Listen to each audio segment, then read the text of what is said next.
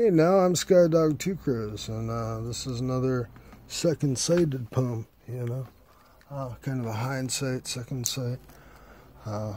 Look at the past to see where you are, what you came through. It's just a poem about my upbringing, kind of why I am the way I am.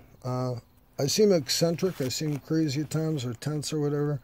That was some unintended, maybe a rough upbringing of verbal abuse and stuff as a kid, and it pitted me on the wrong sides of stuff. And I really have no blame for the things or our parents' wrongs that make us the way that we do. There are some parents out there who are really terrible to people, and my parents weren't.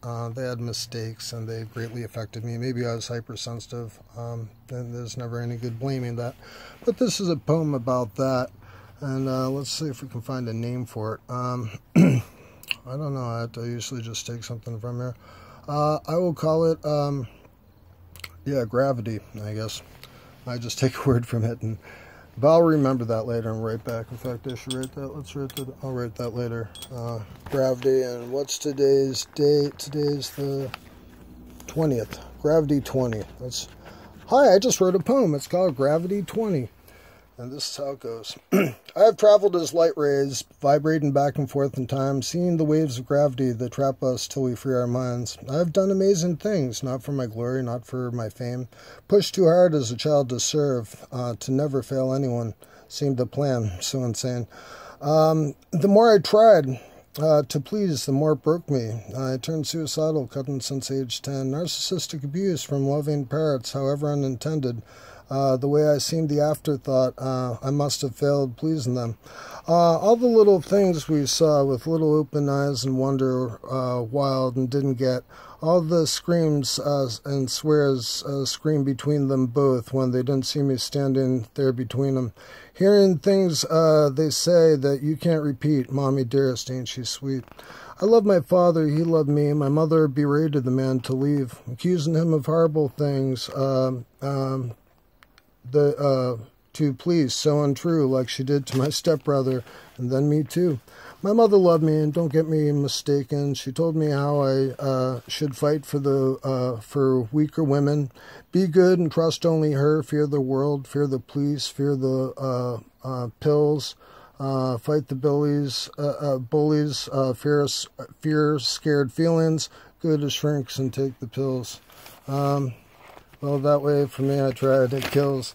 So I'm grown up now, and just going further because we cannot surrender to our parents' limitations on us, whoever you are. It's good to serve family for a while. When they stop serving themselves, no matter how sick there are people out there that are hurt. They really love you. They need you. But when it's codependent, you got to do everything and give up your life for them. I just want to say it's a bad way, and that affects people much later in life. It affects them if they do get married or anything. They'll probably have failed marriages and all that because they'll always be drawn back to serving one person, and it's just out of obligation duty. Like you don't get paid for it. Like I lost a lot of money on that, and I had to forgive it. It doesn't matter, I understand the nature of the crux of the problem with her, and it's frustrating that I can't get advocacy for it, that I can't get family to step in or whatever, because the police, I do understand now. I have no beef with the police now because they finally understood it. They heard me and they explained we have to actually witness this woman getting in a car crash before we can cite her. And they said, we understand it's been like 7, as soon as we see her, Eric, we'd like to help you with that, but our hands are tied. Just like mine were tied when I got arrested for trying to advocate her on probable cause. They saw that she was upset. They had to arrest me. So I don't even begrudge them for that. But, lesson learned now. My mom needs some advocacy. I hope she gets some care. I hope someone can get her into assisted living because I can't do that. She sent someone over, a friend, to talk to me drunk, and I unfortunately have no trespass order on that person. Not a restraining order, nothing you had to go to court for. That will fuck up his record, but I can't deal with that drama.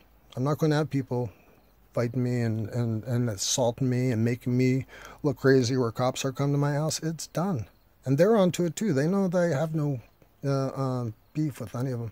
that I'm walking their 5Ks and supporting the community. I really do appreciate that they're getting some of the heroin off the streets. I hate that shit. I killed some of my friends, and since I don't have the guts or the young fucking body and fucking stuff to be going to police academy, first of all, to be that strong mentally that I can be that, aggressive and kick in doors and serve warrants and do it legally and have restraint. I couldn't do it. I couldn't do it now.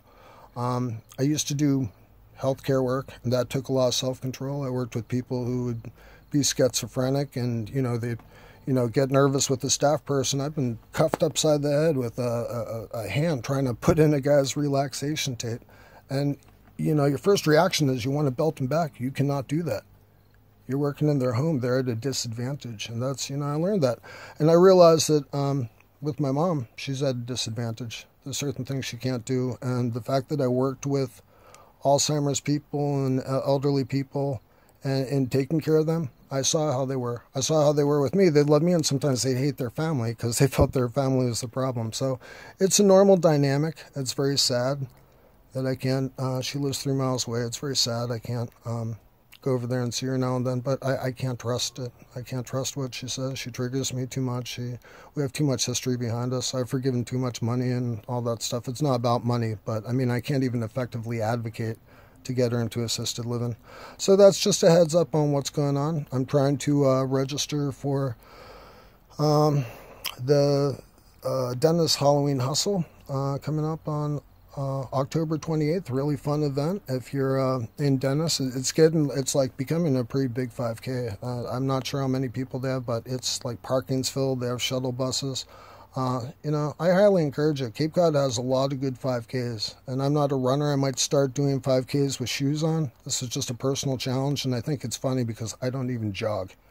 Like, I'm not athletic. I have problems, but I think that it's a good distance to try to get used to. And so I think after I do my 7th barefoot 5K, I'm going to call that a day, but try to do a couple of shoes and not the guitars and all that. I might change my mind, who knows, but I think that was more, my flair on something, to show I could do it, to say, look, this kid's never ran. He's quit smoking 23 times. Like the most recent time I quit cigarettes, 2018 New Year's. And I went back one day when I got left at a concert in Great Woods. I had 2 cigarettes that night. I was so stressed and pissed off. But, it's a slow progression. It's a few steps up, and then you take a tumble and you fall back. Even if you're drinking or whatever, you have a relapse. I say it's how you pick yourself up, brush yourself up, and redefine yourself and go on. If you lose a job, lose a lover, whatever it is, pick yourself up, go on. That's your only choice. It really is. Well, it's my only choice, and it saved my life. Peace.